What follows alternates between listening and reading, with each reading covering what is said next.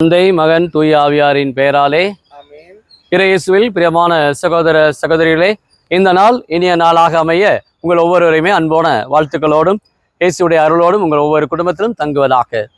இன்றைய நாள் ஒரு மகிழ்ச்சியான நாளாக, ஆண்டவருடைய ஒரு மகிமையின் நாளாக இந்த வியாழக்கிழமை குழந்தை இயேசுவை நாம் மகிமைப்படுத்த இருக்கின்றோம். குழந்தை, நீ என்னை மகிமை செய்ய செய்ய நான் உன்னை ஆசீர்வதிப்பேன் என்ற குழந்தை இயேசுடைய அந்த வெளிப்பாட்டுக்கிணங்க இந்த நாள் குழந்தை இயேசுடைய ஆசிரியை வேண்டி ஜபிக்கிற இந்த யூடியூபிலே வேண்டி ஜபிக்கிற ஒவ்வொரு குடும்பத்தாரையுமே இன்றைக்கு நாம் ஒவ்வொருடைய வேண்டுதலுக்காக ஒப்புக் கொடுக்கின்றோம். இன்றைய நாள் கனசிய நகரத்தைச் சேர்ந்த புனித மேக்தலினை நாம் நினைவு கூறுகின்றோம். இவள் இத்தாலிய நாட்டைச் சேர்ந்தவள். வெரோனா என்ற இடத்திலே அன்போடும் பாசத்தோடும் குடும்பத்திலே வளர்ந்து இறை பண்புகளிலே இறை அருளிலே திளைத்திருப்பவளாக நல்ல ஒரு வழக்குரைஞராக தன் வாழ்நாளிலே வாழ்ந்திருக்கின்றாள். குறிப்பாக ஏழைகளுக்கு தன்னுடைய அன்பு இரக்கத்தை வெளிப்படுத்தி நற்செயல்களிலே ஈடுபட்டு இருக்கின்றாள். கண்போடும் கனிவோடும் தாழ்ச்சியோடும் தன் வாழ்நாளிலே வாழ்ந்திருக்கின்றாள் புனித மேக்தலின். இவள் தன்னுடைய வாழ்நாளிலே என்றும் கன்னியாக இன்னும் நல்ல பல்வேறு சபைகளை ஏற்படுத்தி துறவர இந்த மடத்திலே வாழ்ந்தவளாக இருக்கின்றாள். இவளுடைய வாழ்வு எப்பொழுதும் மற்றவருக்கு ஒரு எடுத்துக்காட்டான ஒரு கிறிஸ்தவ வாழ்வை பிரதிபலிப்பதாக அமைகின்றது. இன்றைய நற்செய்தியை நாம் பார்க்கிற பொழுது இயேசு கூறுகின்றார், நானே வானின்று இறங்கி வந்த உயிருள்ள உணவு, என்னை உருகிற ஒவ்வொருவருமே என்றுமே நிலை வாழ்வை பெறுவார்கள் என்று சொல்லுகின்றார். இந்த நாட்கள் முழுமையாக இயேசு வாழ்வு தரும் உணவு நானே என்று தன்னை அவர் குறிப்பிடுகின்றார். உணவாக உயிராக நம் ஒவ்வொருவருக்குமே இயேசு வாழ்வாக வருகின்றார். இன்றைய நாளிலே நம்முடைய கான்க்ளேவ் புதிய திருத்தந்தையை தேர்வு செய்யக்கூடிய அந்த நிலையினுடைய 2ஆம் நாளாகி இன்று நாம் திருத்தந்தை நல்ல அமைவதற்காக நாம் ஜெபிப்போம். புதிய திருத்தந்தை இந்த 21ஆம் நூற்றாண்டு இந்த கால சூழ்நிலைக்கு ஏற்றபடி திருச்சபையை நல்லமுறையில் வழிநடத்த நல்ல அருமையான ஒரு திருத்தந்தை ஆண்டவர் கொடுக்கும்படியாக நாம் வேண்டுவோம். இன்னும் திருவையினுடைய பல்வேறு பரிமாண வளர்ச்சிக்காகவும் நாம் ஜெபிப்போம். அதுவும் குறிப்பாக இன்றைய இந்த முதல் வாசகத்தை நாம் பார்க்கிற பொழுது அப்போஸ்தலர் பணியிலிருந்து நமக்கு திருத்தூதர் பணியிலிருந்து எடுக்கப்பட்டு இருக்கிறது. அதில் நாம் பார்க்கிறோம், பிலிப் என்பவர் அந்த எத்தியோப்பிய அந்த அரசரை திருமுழுக்கு அரைச்சானத்தை கொடுக்கின்றார். அந்த பிலிப்புடைய உரையால் பிலிப்புடைய வாழ்வால் அவர் மாற்றம் பெறுகின்றார். பாருங்கள், அவர் படிக்கின்ற அந்த ஒரு வாசகம் எசாயா புத்தகம் 53ஆம் அதிகாரம் துன்புறும் ஊழியனாக இயேசுவை சித்தரிப்பதை அவர் வாசிக்கின்றார்.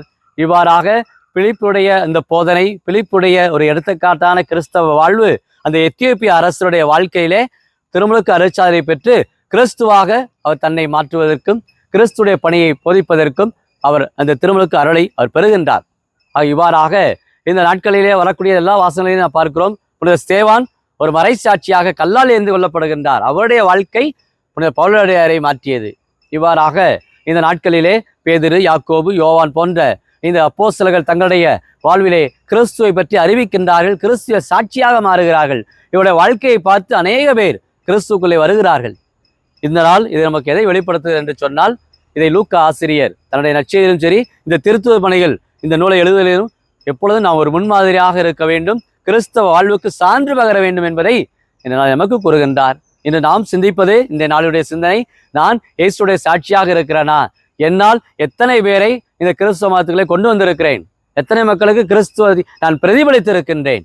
இன்றைய இந்த சமூக பொருளாதார இந்த கலாச்சார நம்முடைய இந்த நிகழ்விலே 21ஆம் நூற்றாண்டிலே கிறிஸ்தவ வாழ்வு ஒரு புலிக்காரமாக, உலகிற்கு உப்பு நீங்கள் என்று ஆண்டவர் சொல்வது போல இன்றைக்கு உப்பாக ஒளியாக இன்றைக்கு எத்தனை பேர் இன்றைக்கு வாழ்ந்து கொண்டு இருக்கிறோம்.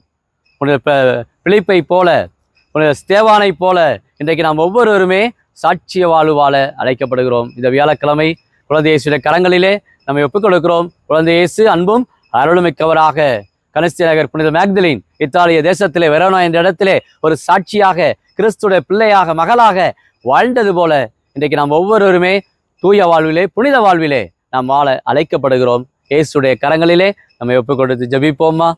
அன்பின் பரலோக பிதாவே, அப்பா இயேசுவே, அருமையான இந்த வியாழக்கிழமைக்காக நன்றி கூறுகிறோம். குழந்தை இயேசுடைய அருளும் ஆசீரும் ஒவ்வொரு குடும்பத்திலுமே தங்குவதாக. இந்த யூடியூபிலே காணுகின்ற ஒவ்வொரு குடும்பத்தாருமே பல்வேறு வேண்டல்கள், விண்ணப்பங்கள், எதிர்பார்ப்புகள், தேவைகள், குடும்ப ஆசீர்வாதத்துக்காக ஜெபிக்கிறார். ஒவ்வொருடைய நலனுக்காகவும் இந்த வேலையில் நாங்கள் ஜெபிக்கிறோம். அப்பா, இந்த நாள் ஒரு ஆசீர்வாதம் நிறைந்த நாளாக குழந்தை இயேசுடைய அருளும் இரக்கமும் ஒவ்வொரு குடும்பத்திலும் தங்கும்படியாக சாட்சிய வாழ்வு உலகெங்கும் சென்று படைப்பிற்கெல்லாம் நீங்கள் நற்செய்தியை அறிவீங்கள் என்று ஆண்டவர் இயேசு சொன்ன அதே வார்த்தைகளை தூய் ஆவி அவர்கள் மேல் ஊதி அவர்களை படைப்பிற்கெல்லாம் அறிவிக்க அழைப்பது போல இந்த நாள் ஒரு ஆசீர்வாதம் நிறைந்த நாளாக இந்த மே மாதத்திலே, அது இந்த 8ஆம் நாளிலே ஒன்று கூடி ஜெபிக்கிற ஒவ்வொரு குடும்பத்தாருமே இந்த வியாழக்கிழமையிலே ஒவ்வொருவருக்கும் அன்பும் இரக்கத்தையும் பரிவையும் சாந்தத்தையும் நிறைவாய் கொடுத்து உம்மை பிரதிபலித்து வாழ, உம்முடைய சாட்சியாக வாழ, உம்முடைய கட்டளைகளை வாஞ்சையோடு கடைபிடிக்க தேவையான அருள் வரங்களை அருட்கொடைகளை ஒவ்வொரு குடும்பத்தாருக்குமே நிறைவாய் கொடுக்கும்படி பல்வேறு நாடுகளுக்கிடையே சண்டை சச்சரவுகள் எல்லாம் நாம் கண்கூடாக இன்றைக்கு பார்த்து கொண்டு இருக்கிறோம். எங்கும் பகை, எங்கும் வெறுப்பு, எங்கும் பல்வேறு விதமான ஆணவம், அகங்காரம், இருமாப்பு போன்ற இந்த பண்புகளால்